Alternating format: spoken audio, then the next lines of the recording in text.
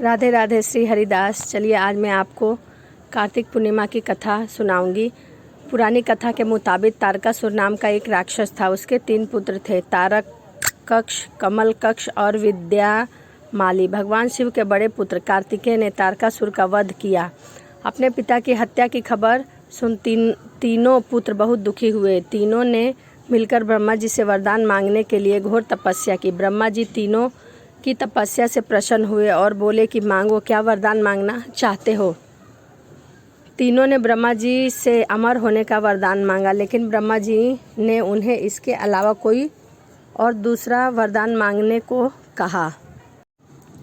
तीनों ने मिलकर फिर सोचा और इस बार ब्रह्मा जी से 3 अलग नगरों का निर्माण करवाने के लिए कहा, जिसमें सभी बैठकर सारी पृथ्वी और आकाश में घूमा जा सके। 1000 साल बाद जब हम मिले और हम तीनों के नगर मिलकर एक हो जाए और जो देवता तीनों नगरों को एक ही बाण से नष्ट करने की क्षमता रखता हो, वही हमारी मृत्यु का कारण हो। ब्रह्मा जी ने उन्हें ये वरदान दे दिया। तीनों वरदान पाकर वह बहुत खुश हुए। ब्रह्मा जी ने के कहने पर मैं दानों ने उनके लिए 3 नगरों का निर्माण किया।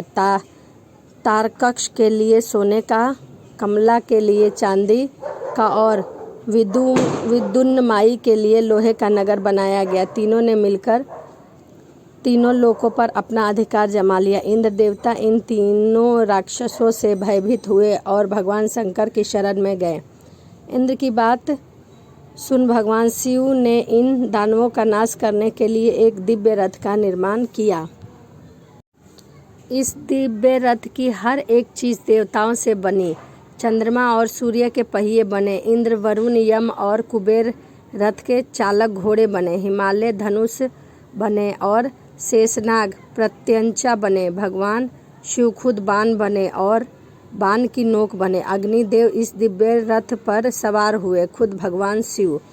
भगवान से बने इस रथ और तीनों भाइयों के बीच भयंकर युद्ध हुआ। जैसे ही ये तीनों रथ एक सीध में आए, भगवान शिव ने बाण छोड़ तीनों का नाश कर दिया। इसी वध के बाद भगवान शिव को त्रिपुरारी कहा जाने लगा। यह वध कार्तिक मास की पूर्णिमा को हुआ, इसलिए इस दिन को त्रिपुरी पूर्णिमा के नाम से भी जाना जाने लगा।